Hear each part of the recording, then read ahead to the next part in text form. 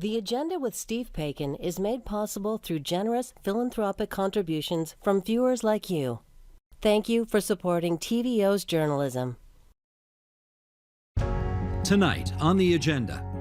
Trials are not happening in a timely fashion. So all of this is leading to quite a bit of chaos. And I would say that the legal observers are now starting to call it a crisis, and I would tend to agree.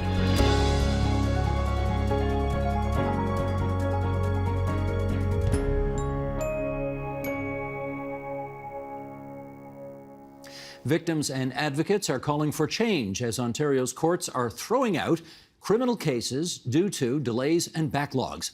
Cases involving domestic violence, sexual assault, and human trafficking are amongst those being dismissed.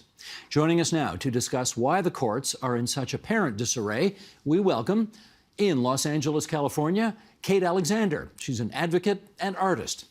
And here in our studio, Stephanie DiGiuseppe, partner at Hennon Hutchison Robitaille LLP and an executive member of the Criminal Lawyers Association, and Kristen Wong-Tam, NDP member for Toronto Centre and that party's Attorney General critic. Good to have you two here in our studio. And Kate, thanks for joining us from Los Angeles on today's program. And Kristen, I'll put you to work first right away. You obviously watch this as the AG critic for the NDP.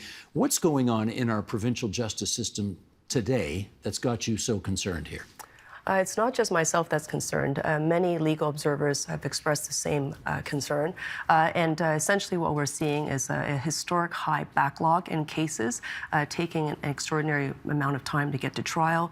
And we're also seeing a chronic underfunding of the court system, meaning that it's not adequately staffed. We have sometimes courtrooms going dark, courtrooms not being used a maximum number of optimal hours. And most significantly, for the general public is that we're seeing violent offenders sometimes walking free. So that means sexual assault cases, as we know, charges are being stayed or withdrawn, and simply trials are not happening in a timely fashion. So all of this is leading to quite a bit of chaos. And I would say that the legal observers are now starting to call it a crisis, and I would tend to agree. Let me get Kate to follow up on that. Why is this issue so critical right now, Kate? It is critical for everyone because it can happen to anyone. I was nearly murdered July 31st, 2021.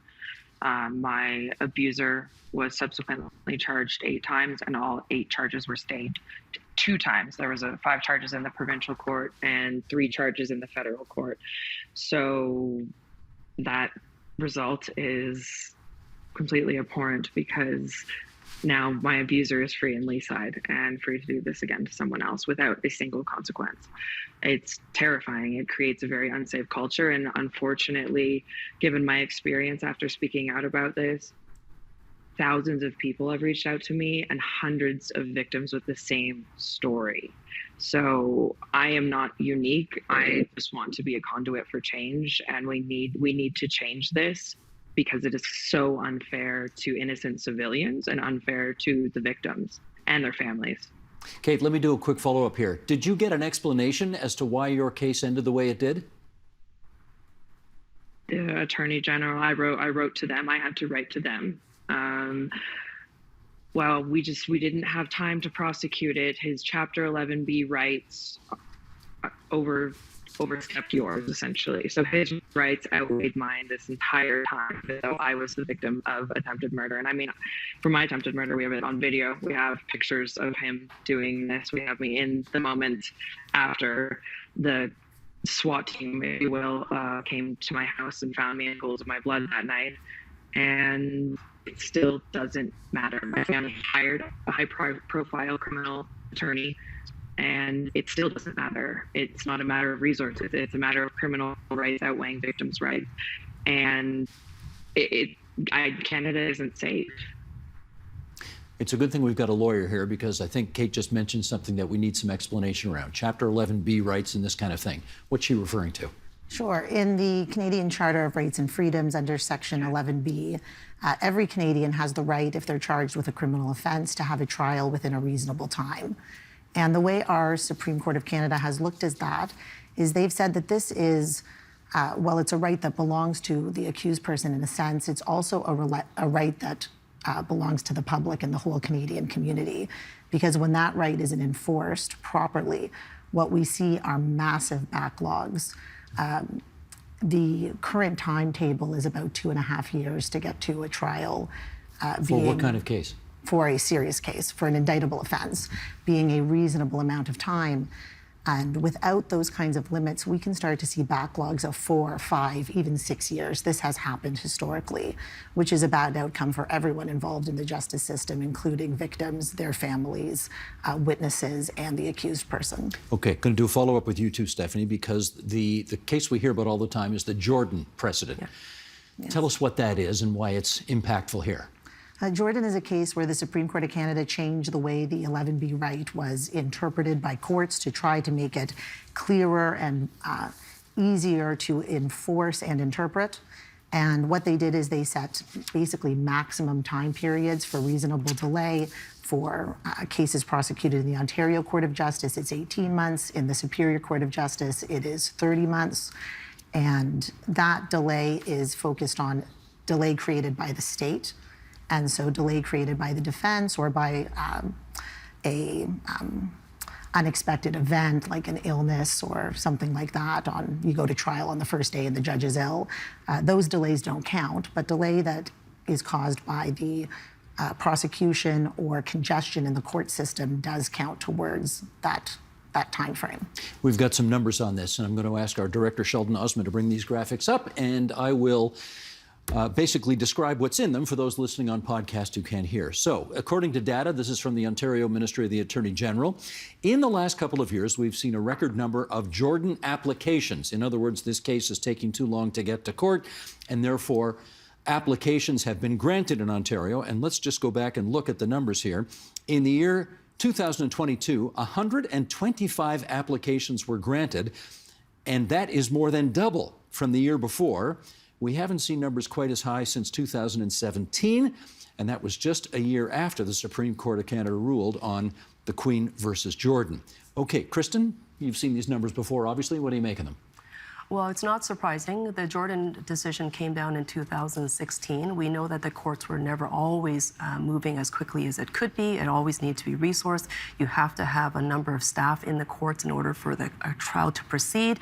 But what we've seen is this chronic underfunding of the court system. And so when you don't have staff to actually run an efficient trial, those cannot proceed. So part of the problem what we're seeing is that even in the 2024 budget, that's before us in the House right now, the government has a choice. They can move forward to adequately resource the courts, to make sure that they're staffed, to make sure that courtrooms are functioning and safe, and to just move everything along and guided by the Jordan decision.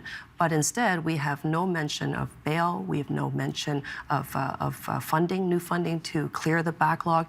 There's no mention for funding for adjudicative tribunals, which we're seeing record high backlogs in. Okay, just explain that, because how would funding help ease a backlog? So we need to be able to recruit staff. We need to be able to have the staff working in the courtroom so that the trials can proceed. What we've heard from criminal lawyers, we've heard from defense lawyers, is that oftentimes, and complaints from the Crown attorneys, I must say, but we've heard that that courtrooms are sometimes double booked, sometimes they're running dark, that the optimal time of a courtroom usage set by the ministry's own standard is about 4.5 hours per day. On average, it's sitting less than 2.8 hours. So simply, people are not getting to work. And the judges alone cannot administer a trial. They need to have the court reporters. They need to have, all the different staff that are there to support it. And they just don't have the staffing levels. And this was raised on repeat occasion by the unions that represent the court workers. This was also raised by advocates and lawyers and the legal observers. And the judges have, as of late, they've been really loud and vocal that the government underfunding of the court system has really undermined the justice system overall. Let me get you on this, Stephanie, because I guess I should ask, have you ever filed or been on the receiving end of a Jordan application? So I have represented clients both in pursuing Jordan applications where I'm representing the accused person, and I have also been counsel for complainants or victims when they are experiencing a Jordan application in their trial. So I've been on both sides of this issue. And I can tell you that it is a difficult issue all around. Well, obviously, if your charges are stayed, in a sense, that's a good outcome if you are an accused person facing charges. In another sense, you never have your day in court. And it can be emotionally complex to deal with the idea that the side of your story is never heard, that you are never exonerated if you maintain your innocence, and that the charges which stick around on the internet for the rest of your life will always be left with that lingering question mark. That's an interesting take on it, because, of course, most of the time when we think about this issue, we think about, quote unquote, those who are getting away with it because they didn't get their case dealt with quickly enough. But you've pointed out there's a flip side to this as well. It can cause lasting trauma for those who maybe not guilty beyond a reasonable doubt. The Charter is there to protect innocent Canadians, and it is. We have to understand that some of the people whose charges are stayed, they are maybe innocent of the charges they're accused of, and they will never get that result. These stays are bad outcomes. They're bad outcomes for everyone involved in the justice system, but they have a communicative function, which is that our system is in crisis, and we need politicians and government to pay attention to that crisis and deliver emergency relief to the justice system. That's why such a drastic result is the communication method that's used. Kate Alexander, let me get you back in here, because we just put that graph up showing those numbers, and we want to remind everybody that those are not just numbers on a graph. Those are real people's lives. Those are individual people's cases. And when you see the kind of Jordan applications that have been granted over the past couple of years that are sort of twice, more than twice, what they were before that, I'd like to know how you react to those. I would like to know why less serious crimes are taking precedence over violent human-on-human crimes. There was a rebuttal with Premier Ford, and I would still like to have an open and honest conversation with him, that auto thefts were clogging up the court system and we should go easy on the justice system because there's too many trucks being stolen. And I question the humanity of prosecuting auto thefts over human lives. You know, I nearly lost my life that day, and I am not alone in that feeling. I also struggle with those numbers because I think they're incredibly inaccurate. I don't think that the Attorney General has to take accountability or actually has to report how many cases they actually stay. I don't think federally it's a requirement.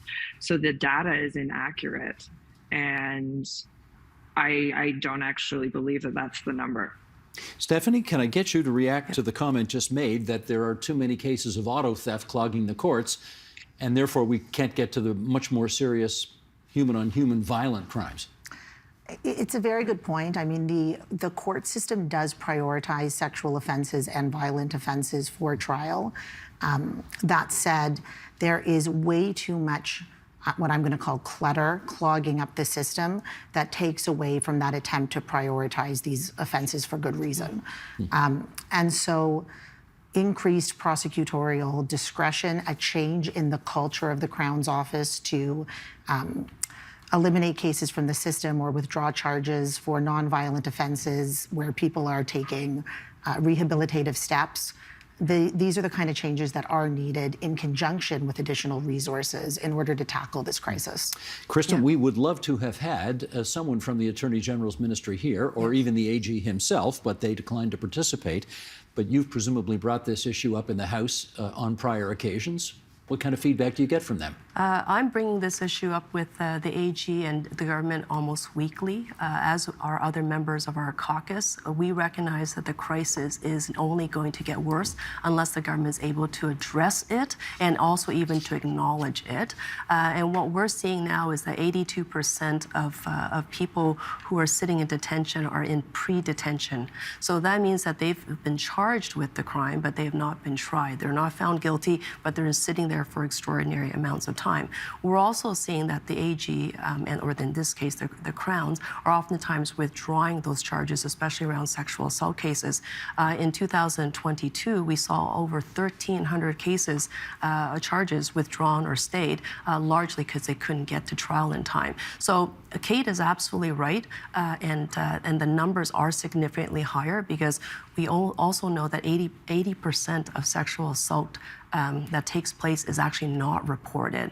So the government's response so far to all of these, identified situations that's clearly within their purview, they are the sole ministry responsible for the administration of courts and justice, has been denial. They have been extremely, I would say, dismissive. Kate Alexander and another survivor who came to the house to hear their question asked during question period, Emily Agar, was really clear that they want to just have an answer from the AG. What is he going to do about it? What is the government willing to do about it? And he couldn't even look at them. And so I think that there is a lack of trust in the public. People are starting to lose faith in their justice system because the government is not acknowledging the problem, but they're also not listening and applying the solutions. Kate, can I ask you about that day when you went to Queen's Park, and did you try to communicate with Attorney General Doug Downey then? And if so, how did it go? I've tried to email him before. It was placating, avoidance, victim blaming. We will learn from your case. Sorry for our misjudgment of how serious this is, which is just utterly ridiculous. Any grown adult, even a young person, would realize, if someone's bleeding from their skull, that should be prosecuted. Sorry to be graphic, but these are facts. And the entire experience throughout the justice system was equally as abusive as the day I was nearly murdered. I caught the prosecutors in so many different lies about how they were going to proceed. Again, I hired a criminal lawyer to effectively work for me, which is not in most people's resource house, and it still meant nothing. So here we are in this situation where victims are simply not being listened to, regardless of how open close their case is. And I am not an anomaly. I must stress that more and more. I am someone who's in a position who's willing to come forward. Most people don't want to be sitting here right now talking about this over and over and over again. So when the Attorney General on March 28th came back with some nonsensical, partisan answer about blaming the Liberals from whatever ago, again, it's nonsense. And then to have that, it reaffirms everything that we're already saying. Stephanie, let me pick up on one thing that Kate just said, which was that her situation is not extraordinary. In fact, there is more of this happening than we think. Is that true? In terms of the number of cases that are being stayed, I think it is reached crisis level. The courts are in crisis, and so we have a large number of cases being stayed on the flip side. And Kristen's earlier point is quite accurate as well, that for the numbers you see where there's a judicial decision staying a charge, there is going to be under that iceberg a whole host of cases where the Crown attorney voluntarily stays the charge because everybody acknowledges this isn't worth litigating. The case has gone so far over the time limit. Kristen, I don't want to be inflammatory here unless it's necessary. Yeah. And if it's necessary, you tell us. But do you think situations like this cause the public to have a loss of faith in our justice system? It absolutely does. How do you know that? I know this because survivors are coming forward and they're saying to us, we don't want to report anymore. So although they are seeing the conversations such as we're having today, the fact that Kate has been such an effective advocate, through her social campaigns, survivors themselves want to tell their story, but they don't want to go through the justice system. And, I think, this is really a big part of the problem, is that we are seeing a government in denial that the courts are in crisis. 2019, an Auditor General's report simply said to them, they have to track the sexual assault cases. This is the most violent crimes. And they need to be able to put out an annual report to baseline where are we with respect to sexual assault cases, how many of those charges are actually going through with prosecution, how many of them are being stayed, and that was 5 years ago. Nothing has been done. Trying to get this information from the Ministry of the Attorney General is extremely difficult. So the public, and especially for the community of survivors and those who and victims and families who support them, they are losing faith in the justice system. And the Crown attorneys themselves are very frustrated because they oftentimes are the face of the justice system. And the justices, as I've mentioned before, their rulings, their verdicts have been quite pointed in their remarks about the fact that this is, that this person probably should be in jail and cannot proceed, the trial cannot proceed. They have been laying that blame directly at the foot of the Ford government. Kate, I know you have lost considerable amount of respect and trust and faith in the justice system, but do you think it goes beyond people who are immediately affected by these decisions?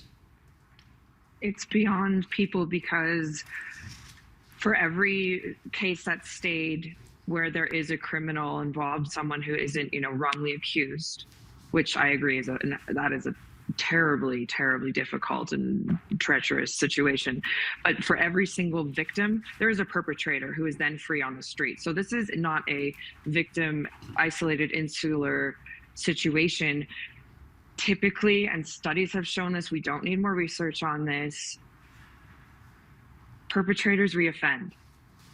I've had other women come forward about my abuser since I've gone public. People who do these extremely violent, extremely abusive, sexually extremely violent, physically, mentally, emotionally, what have you, they do it again and again and again until something is actually done. They don't self-rehabilitate. They don't have those abilities. And they actually are empowered by these loosey-goosey stay of charges and, I got off on it. They enjoy this. They enjoy the power that they get from being absolved of responsibility. And it breaks my heart. Let me raise with the two of you here in the studio something else that I hear from time to time, which is that one of the reasons that these cases are being delayed so much has been a failure by the federal government to appoint enough judges in order that the system works like a well-oiled machine. For what it's worth, the AG's office denies this, recently having told the Toronto Star that 118 new judges have been appointed across Canada in the last 12 months. That's from the federal AG. Stephanie, start us off. What's the real story here? I think there's no denying that there has been a delay in appointing judges. I understand it's been a tumultuous 4 years for Canada and the world, and their government has a lot going on, but this is the direct effect of not appointing enough judges and having judicial vacancies, significant numbers of judicial vacancies across the province, lingering for unconscionable amounts of time. Everything Kristen said earlier about needing staff, needing facilities, all of those things are true. But the apex of that is a judge, and no trial is proceeding without one. There is a critical lack of judges in Toronto and elsewhere in this province. Is there an understandable hangover from COVID-19 in the lack of judges having been appointed? That excuse may have worked perhaps maybe 2 years ago, but I don't think so anymore. And although the federal government may have been dragging along with the judicial appointments, when it comes to court administration through the management of trials, the scheduling of trial, that's solely within the province. So all of that compounds the situation that we're seeing today, which is why we're hearing legal experts, judges calling this matter a crisis. And the only people that don't seem to acknowledge it as a crisis is the federal government, perhaps, but in this case, it's the Ford government, and the Attorney General has been, I would say, woefully incompetent in addressing this crisis that everybody is laying at his feet. A spokesperson for the Ontario AG has said that it is time for Ontario lawyers to do their part to streamline and prioritize how they, meaning you, use court time. Is that legit? I think it's a bit rich. The truth is that there has been legislation put in place over the last 10 years, much of it for good reason, and a lot of it in the context of sexual offenses, which has made defending offenses much more time-consuming and complex. The government had its reasons for putting that legislation in place. It requires multi-staged motions for all sorts of different evidentiary issues in sex assault trials. But and those trials have become more complex. You have to recognize that that is going to create a resource drain and prepare for that if that's the policy that you want to implement. And that was not done. And so it is true that sexual offenses in particular, which are a bulk of the cases that go to trial in our legal system, have become increasingly complex.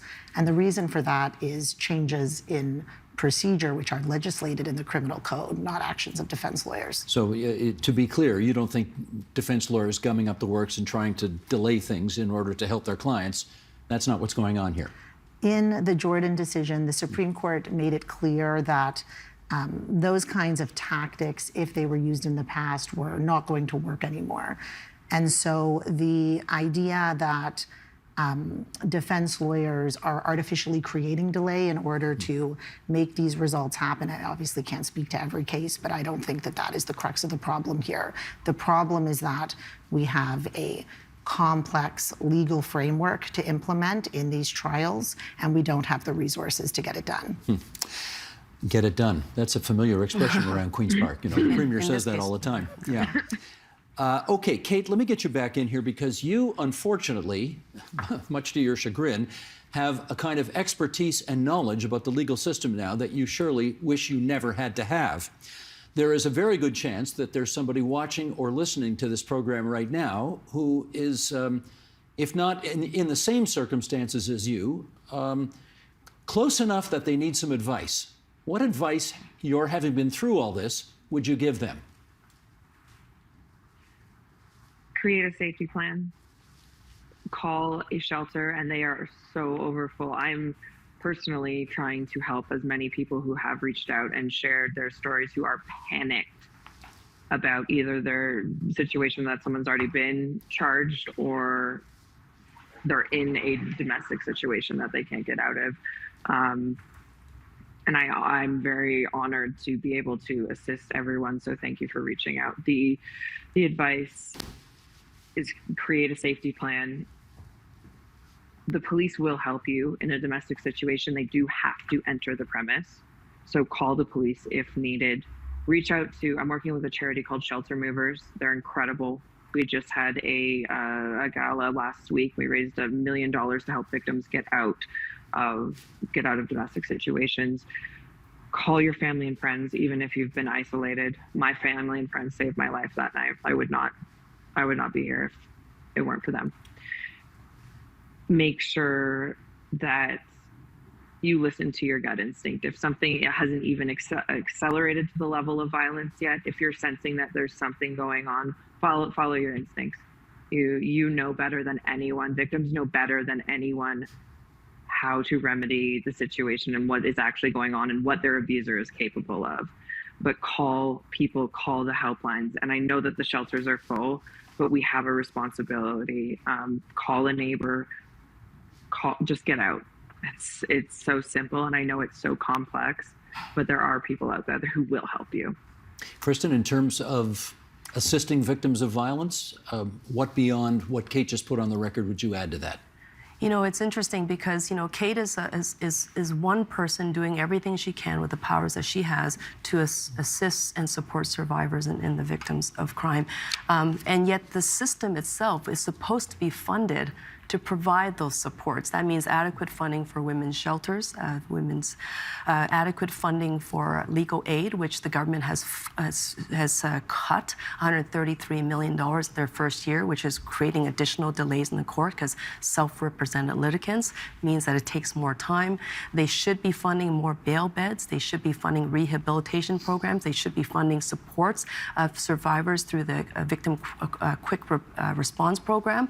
But none of those systems and programs are being adequately funded to a point that it works well, meaning that those who need it can access those services. So people like Kate and everybody else out there outside the system is acting as a response to a network that's broken down. So again, this is laid squarely at the foot of the provincial government that they can help by using the powers and the resources that they have, including the 2024 budget, which is woefully underfunded with respect to all of these programs that I've just mentioned. Kate, I am down to my last 30 seconds here, but I feel I should ask you how you're doing now. You know what? Since going public, and I must thank everyone for validating me and listening to me, because the justice system didn't, and I'm alive and a lot happier and a lot more liberated in the last month because of that. So from the bottom of my heart to everyone out there who's reached out and supported me, means everything. And we will not stop until this is fixed, because I don't want anyone else to lose their life. So well enough. We are delighted to hear that, and we are truly grateful that you could spare some time for us here on TVO tonight and help us better understand this situation. Kate Alexander, advocate, artist in Los Angeles, California. Kristen Wong-Tam, the NDP member for Toronto Centre and the Attorney General critic for the official opposition. Stephanie DiGiuseppe, partner at Hinnon Hutchison Robitaille LLP and an executive member of the Criminal Lawyers Association. Thanks so much, everyone. Thank you very much. Thank you.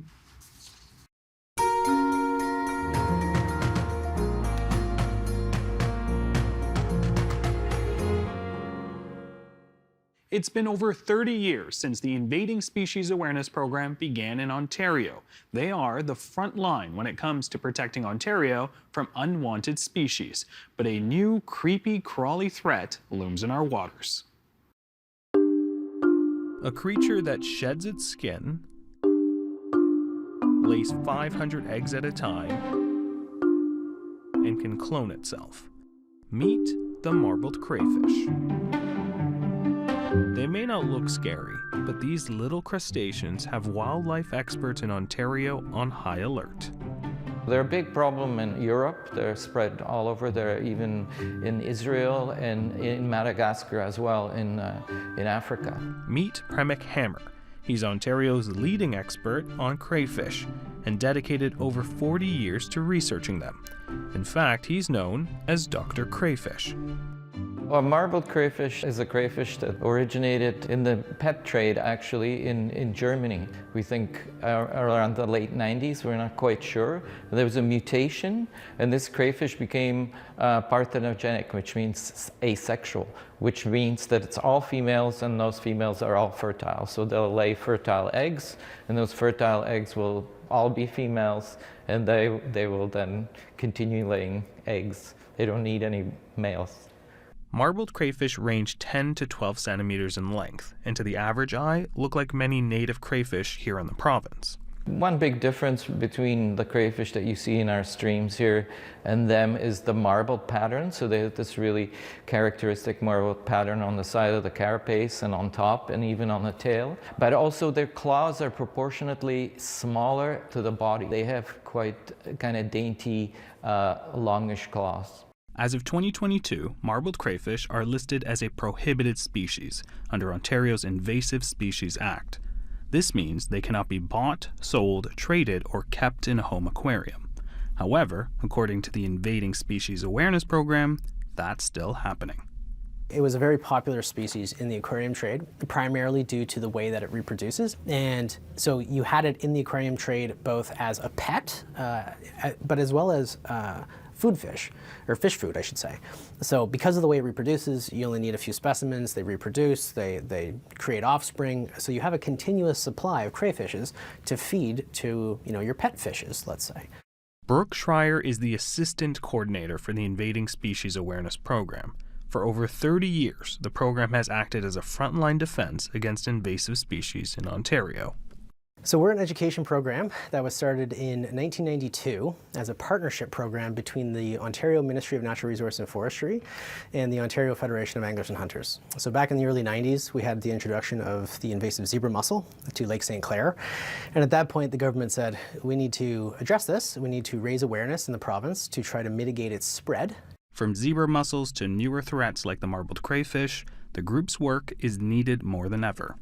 Ontario is actually the most heavily invaded province out of any province in Canada, and that's primarily as a result of our history and the fact that we have the Great Lakes right there. So shipping was a big culprit for introducing invasive species, especially via the St. Lawrence. In Ontario today, we have about 445 invasive terrestrial species. That includes bugs, plants, pathogens, and most recently, wild pigs. Wild pigs is a catch-all term that refers to escaped domestic pigs as well as wild boars, which were brought from Europe in the late 1980s to diversify Canada's livestock production. Recently, wild pigs have been causing havoc in Canada's prairie provinces, but luckily there are no established populations in Ontario, at least for now. If that changes, Brooke's team is sure to spot them.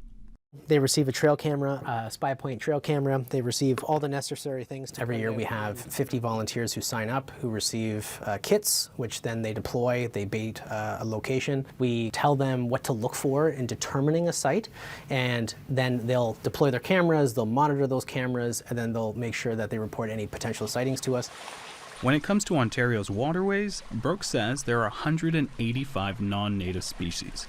Of those, 10% are considered invasive, meaning they have extreme impacts on the environment and economy. While the impact of marbled crayfish has not been felt yet, Hammer and Schreier are worried about the potential harm to local habitats. There'll be competition for resources. They also will eat aquatic plants, so they could, damage the ecosystem. They'll eat snails, they'll eat insects, and so if they're increased in large numbers in water bodies, they could basically cut off the bottom of the food chain. If they burrow en masse, that can lead to erosion, shoreline erosion, those types of infrastructural damages, particularly in urban environments. This is ground zero of the marbled crayfish invasion, City View Park in Burlington, Ontario.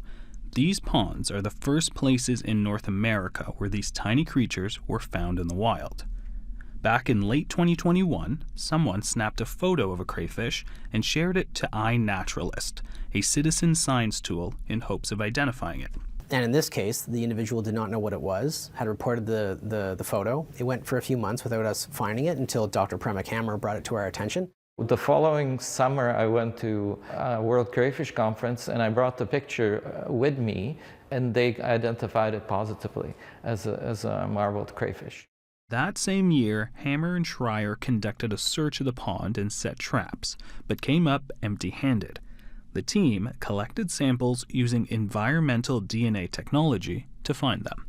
We do a lot of environmental DNA in our job, where what we essentially do, just to break it down to its nuts and bolts, is collect water samples, put them through filters, then take those filters, send them to Trent University, where Chris Wilson has his eDNA lab, and he's able to process those samples to determine whether or not the DNA of that particular species is in that water.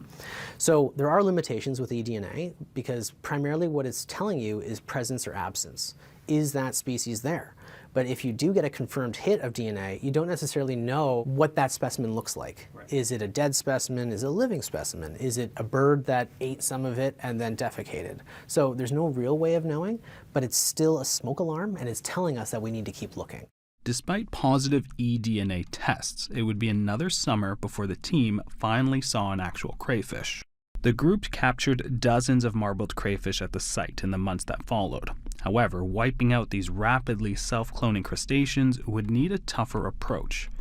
Over the winter, city workers drained the ponds in an attempt to freeze out the invasive crayfish. It's believed they can survive temperatures as low as 4 degrees Celsius, but any colder and they go dormant and painlessly freeze to death.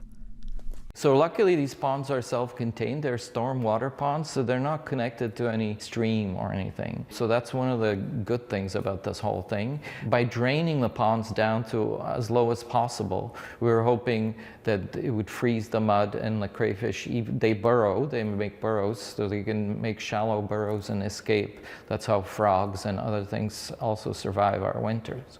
And so we were hoping if we lower the water, it would freeze them and they would die.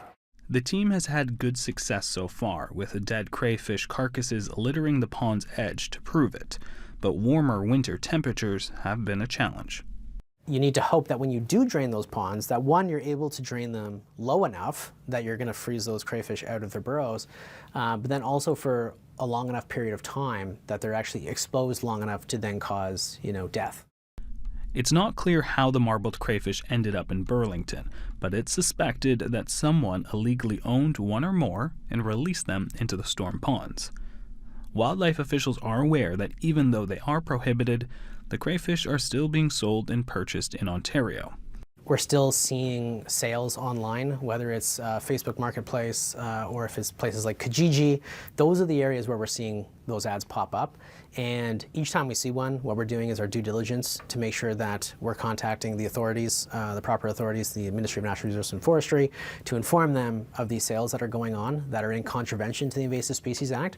The Ministry of Natural Resources and Forestry says it's taking an education-first approach and have not laid any charges so far.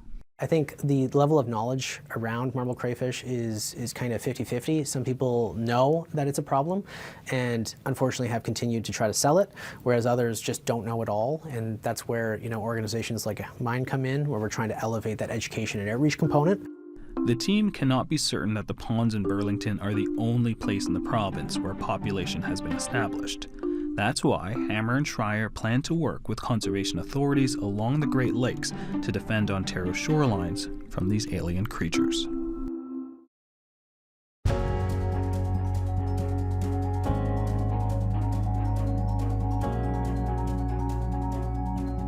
Unpredictable weather meant an early start this year for sugar maples and Canada's favorite condiment. Here's that story. When I was a kid growing up, we had snow like it seemed like forever. Snowshoeing was a big part, going sleigh riding, hunting in the wintertime, wearing snowshoes, fishing on the ice. Cindy Bay hasn't froze over for a couple of years now. As a kid, I remember that bay usually froze over in February. It hasn't frozen at all this year. There's been ice along the shorelines. Some of the little inner harbors and that, maybe they have a little bit of ice on them, but the bay itself hasn't frozen over. When we look at where sugar maples will be comfortable with the impacts of climate change in maybe 2070, 2080, they'd have to go up to the Hudson Bay coast. They'd go over to Quebec, to the eastern side of James Bay, rather than down to southern Ontario and the Niagara Peninsula. That's what the maps for the 2050s, 2070s, end of the century look like. My name is Nathan Kishik. I work with the Chippewas-Nawash First Nation. I manage the Cape Coker Park and our maple syrup enterprise, Zaboticon Maple. And today we're here to talk about climate change and maple syrup production. I'm David Pearson. I'm a retired professor from Laurentian University. I came here as a geologist. I took 6 years leave to be the project director for Science North, and that led me to become interested in climate change. I really loved working in parks. I always thought that that's where I belonged.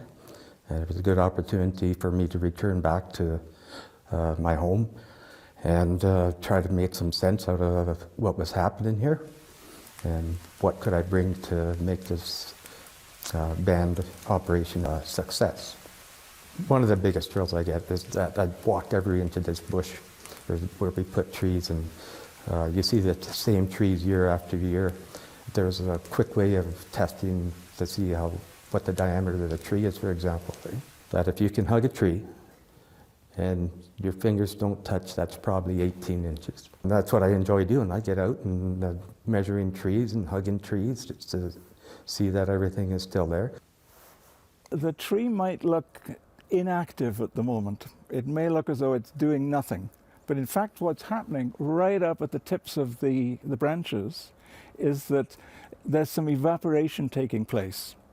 And there's also, during the warmth of warm days, there's also some melting taking place, melting of ice in some of the cells, and that is reducing the compression, is allowing the sugar to move through the outside part of the tree. This is a cross-section not of a sugar maple, but of a silver maple, and it's coming down the tree, and it's coming out of the hole that you see that's been drilled there. Sugar, water, sap. That store that's beneath my feet in the roots is what the tree will use and will draw up to the leaves during the next summer. Because as the leaves are growing and manufacturing sucrose, manufacturing sugar, Water is also evaporating from the surface of the leaves. The tree is transpiring. The transpiration of the tree is keeping the leaves cool, and not only is it keeping the leaves cool, it's cooling this yard. It's cooling the house. It's cooling the environment around it. So it's acting like an air conditioner. I remember the first year that we were putting taps up, there was so much snow out there that we were hanging our taps, not realizing how much snow there was. So when it come time to pull the taps out, some of the taps were like 7, 8 feet above us after the snow had gone in. We had these long extractors in for pulling the taps out, and we still had to jump up in some places to reach up and pull the taps out. So the last couple of years, we haven't had to wear snowshoes at all when we're out tapping. This year, I was looking at the temperatures going up, and then it's been such an unusual Christmas time. There was no snow, the grounds are bare. You could actually see, when I was looking across the bay, that some of the trees, in particular the aspen, looked like they were ready to start flushing in the 1st of January. You can see the tops of the trees, just there's a different shade to the buds are starting to push. And I could see that from my place and saying, oh my God, what's going on here? And geez, it was so surprising that for that time of year, and it was just getting above zero, that as soon as I put the tap in, the sap was there immediately.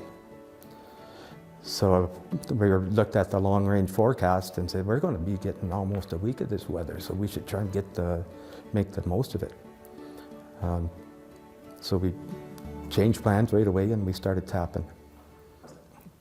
That was the second week in February that we were tapping.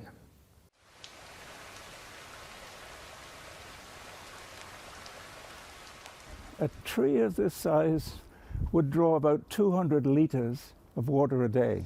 And a family bathtub is about 300 litres. So it's a lot of water.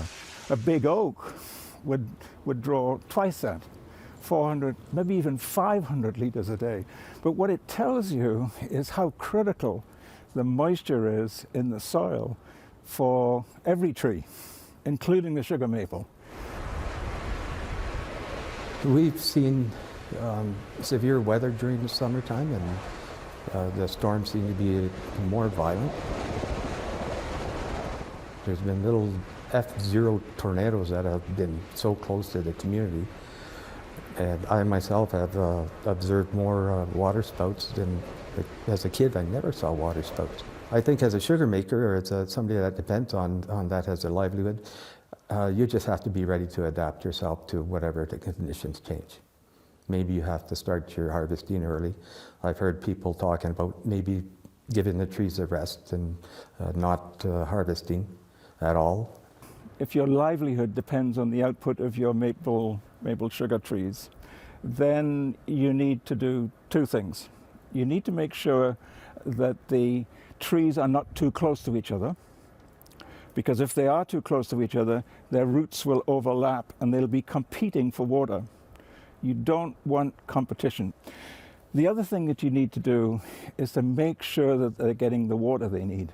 Water is really, really critical in summer for not just trees, every plant, garden flowers and whatever it might be. And when the ground is bare, and let's say we're in the middle of June and the average temperature is usually 20 degrees on the soil, and the average temperature on the next week is 21 degrees, then 15% more water will evaporate from that soil surface than when the temperature was 20 degrees. The other aspect of water in summer is that for every degree increase in air temperature, the air can hold 7% more water. Water molecule stays in the air 9 days, which means that that extra 7% water is going to rain out somewhere. And if the increase in air temperature is 2 degrees or 3 degrees or 4 degrees, then all the more water can be held by the atmosphere. And what that's beginning to result in is extreme rainfall, very heavy rain. One of the consequences of extreme rainfall is erosion. That can be very severe on ecosystems of all kinds, but also for sugar maple trees, because they need to be able to draw their nutrients from the soil, and if they lose that soil, then that's not good for their long-term health. The other part of the water source for a sugar maple tree, and for any tree actually, is the precipitation that falls in the winter. And if we've got enough snow, it can be a source of water for the spring growth for the tree and the beginning of the summer as well. So it's not just what falls as rainfall, it's what fell during the winter and melts and feeds the soil water. That's what you want. You want a long, slow melt. Not a sudden one, because if you get a sudden melt, then the ground may still be frozen and the water runs off. Straight into a lake, straight into a creek. That's no good for maple trees.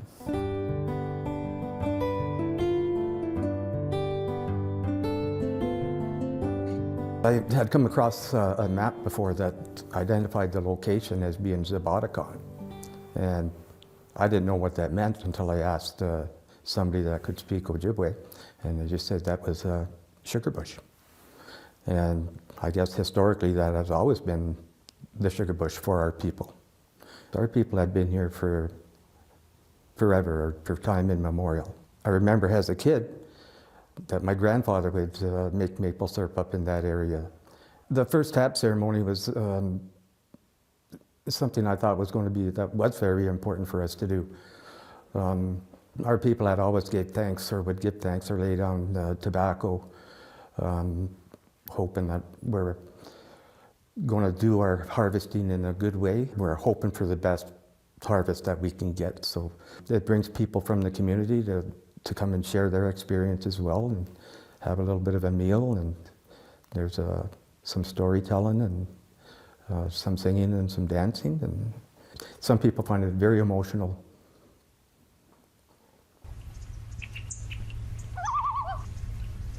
I had people in the community come up to me and he says, that maple syrup operation has really put us on the map. They're so proud of that.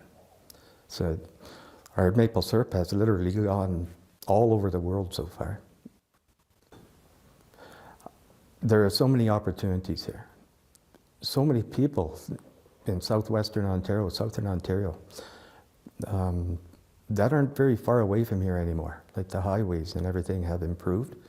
If we have success with this, then we can employ more people. We can, I'm hoping, have sustainable employment opportunities for the people of Chippewas and Awash.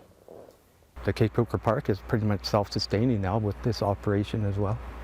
I think it's important to know that the wages for the people that are working here now have gone up steadily over the last few years. People can look at having a place that they can make a career of. Like, you don't have to leave home to make yourself a living wage anymore. There's opportunities here. In the collaborations that I've been lucky enough to become involved in with remote First Nations, fly-in First Nations that depend on ice roads in the winter, I've learned that what one needs to do in order to be able to talk about the ways that those climate change impacts they're feeling the risks can be lowered, that they can adapt to those changes.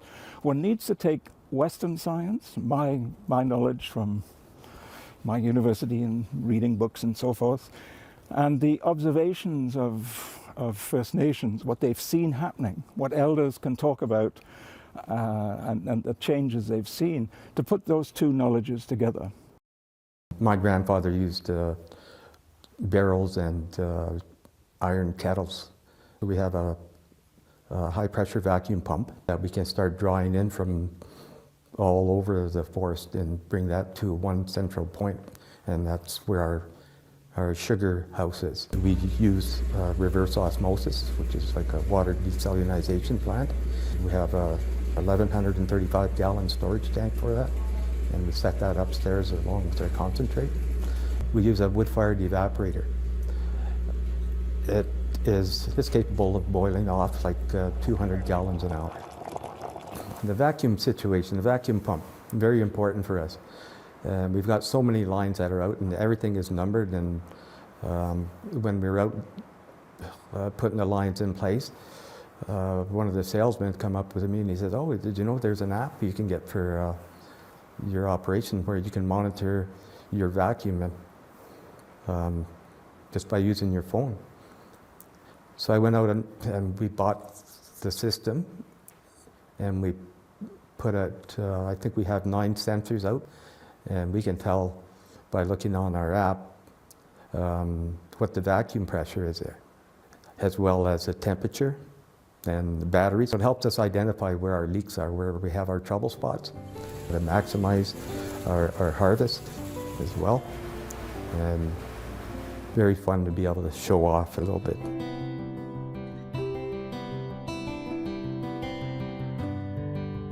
We're still learning as we go along.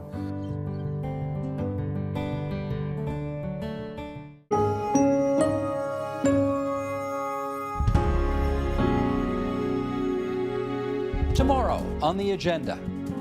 Grief in video games is not something that is talked about in conjunction a lot. Maybe when you do lose a person in real life, like you're not completely unprepared for it. Every young person who comes into my office these days, I will ask, what are you playing? There's all sorts of fun games that help me feel like I'm able to keep my brain in order, even if I feel like I'm floundering in real life. That's tomorrow on the agenda. The Agenda with Steve Paikin is made possible through generous philanthropic contributions from viewers like you. Thank you for supporting TVO's journalism. The agenda is always on. To catch up on conversations from this week or any week, visit our website, tvo.org/theagenda, or our YouTube page at youtube.com/theagenda. It's all there for whenever you want to watch.